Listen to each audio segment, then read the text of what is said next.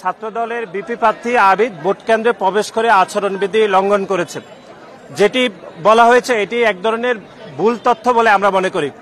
আমরা আপনাদেরকে স্মরণ করে দিতে চাই, ঢাকা বিশ্ববিদ্যালয় কেন্দ্রীয় ছাত্র সংসদ 2025-এর যে আচরণবিধিটি তৈরি করা হয়েছে সেখানের 12 খতে বলা হয়েছে নির্বাচনী কর্মকর্তা কর্মচারী, প্রার্থী, পোলিং এজেন্ট, রিটার্নিং কর্মকর্তা, অফিসার কর্তৃক অনুমোদিত ব্যক্তি ব্যতীত অন্য কেউ ভোট কেন্দ্রে প্রবেশ করতে পারবে না।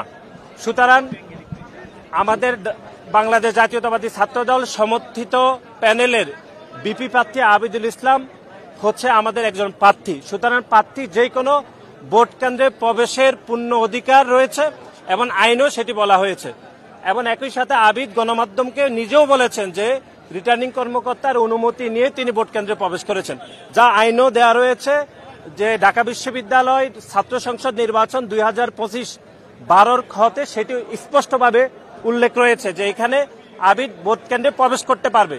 কিন্তু তারপরও আমরা দেখেছি যে বিভিন্ন 2-1টি গণমাধ্যম এবং বিশেষ করে শিবিরের প্যানেল থেকে বারবার অভিযোগ করা হয়েছে এবং দুর্ভাগ্যজনকভাবে ঢাকা বিশ্ববিদ্যালয়ের কিছু কর্মকর্তা যারা নির্বাচন পরিচালনা করছেন কিন্তু নির্বাচনের আচরণবিধি বিষয়ে তাদের ন্যূনতম জ্ঞান না পেয়েও তারা নির্বাচনের দায়িত্ব পালন করছেন। এটি আমাদেরকে ব্যাপকভাবে আমাদেরকে হতাশাগ্রস্ত করেছে যে অন্তত ঢাকা বিশ্ববিদ্যালয়ের মতো জায়গায় ঢাকা বিশ্ববিদ্যালয়ের মাননীয় শিক্ষকরা কেন আচরণবিধি পড়বেন না, এটি আমাদের কোনোভাবে বোধগম্য নয়। এবং 2-1জন শিক্ষক শিবিরের প্যানেলের যারা প্রার্থী, বিশেষ করে বিপি প্রার্থী এবং জিএস প্রার্থী, তারা যে ভাষায় কথা বলছেন ঢাকা বিশ্ববিদ্যালয়ের কয়েকজন সম্মানিত শিক্ষক ঠিক একই ভাষায় কথা বলছেন বলে আমাদের মনে হচ্ছে।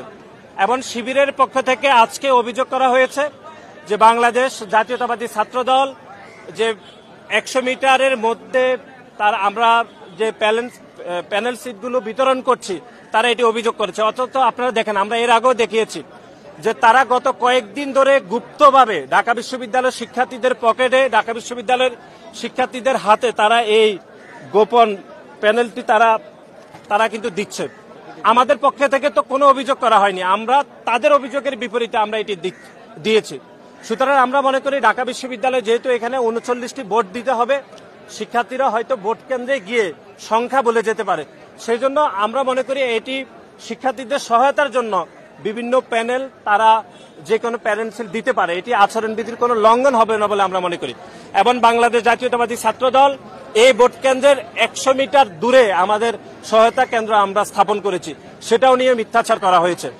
এবং আমরা আবারও বলছি যে কোনো প্রার্থী যে কোনো ভোট কেন্দ্রে প্রবেশ করতে পারবেন, যেটি আচরণবিধির 12 খ স্পষ্টভাবে লেখা রয়েছে। ঢাকা বিশ্ববিদ্যালয়ের মাননীয় শিক্ষকরা দুর্ভাগ্যজনকভাবে আচরণবিধি না পড়ে তারা ভোটের যাবতীয় বিষয় পরিচালনা করছে। এটি আমার মনে হচ্ছে যে অন্য যে কোনো বিশ্ববিদ্যালয়ের শিক্ষার্থীরা এটি লজ্জা পাবে যে ঢাকা বিশ্ববিদ্যালয়ের শিক্ষকরা কিভাবে এরকম আচরণবিধি না পড়ে যে ছাত্রদলের একজন প্রার্থীর বিরুদ্ধে এরকম অভিযোগ করেন। এবং 2-1টি গণমাধ্যমও এরকম সংবাদ পরিবেশন করেছে। আমরা সেই সকল গণমাধ্যমের কর্মীদেরকেও আমরা অনুরোধ করব যে আপনারা আচরণবিধি পড়ে যদি আপনারা সংবাদ পরিবেশন করেন তাহলে অন্তত কেউ ক্ষতিগ্রস্ত হবে না।